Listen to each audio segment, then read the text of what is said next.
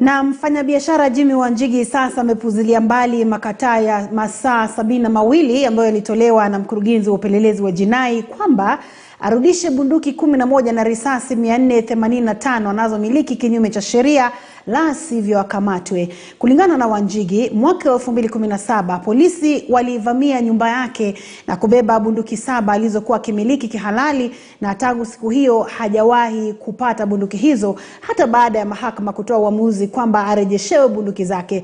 Mwandishi wetu wa habari Kristairu na taarifa hiyo.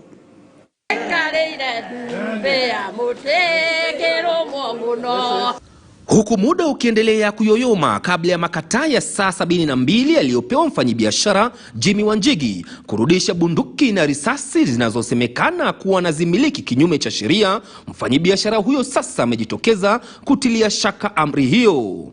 The court is supreme in the land, not vetting of Matiangi.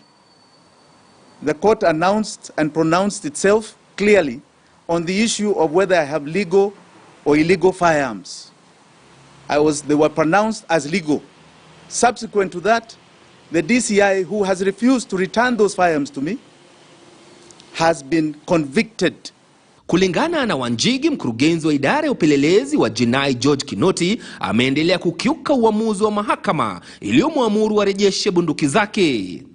That I will neither surrender nor succumb to this abuse of law enforcement agencies for political purposes. Kulingana na idara hiyo upelelezi, ilibainika kuwa Wanjigi anamiliki bunduki zingine kinyume cha sheria wakati walipovamia afisi zake katika eneo la Westlands hapa jijini Nairobi. The DCI has maliciously and politically been violating my fundamental rights and freedoms.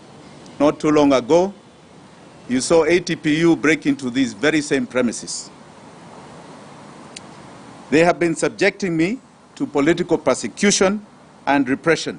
Mwaka jana mahakama iliamuru kwa Kinoti hahukumiwe kifungo cha miezi 4 gerezani kwa kukiuka uamuzi wa mahakama ya kutaka Wanjigi arudishiwe bunduki hizo.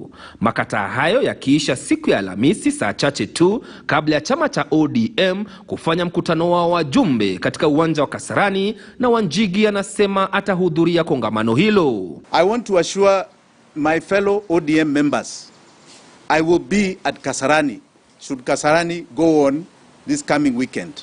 I shall be there, I shall present myself. There was no process of an election of delegates that I know of, or any so-called harmonization that they talk about, that I am aware of. Jimi Wanjigi amesitiza kuwa azma yake ya kuwania kiti cha rais kwa tikiti ya chama cha ODM ingalipo. Kristairu, KTN News, Nairobi. Na mwakilishi wa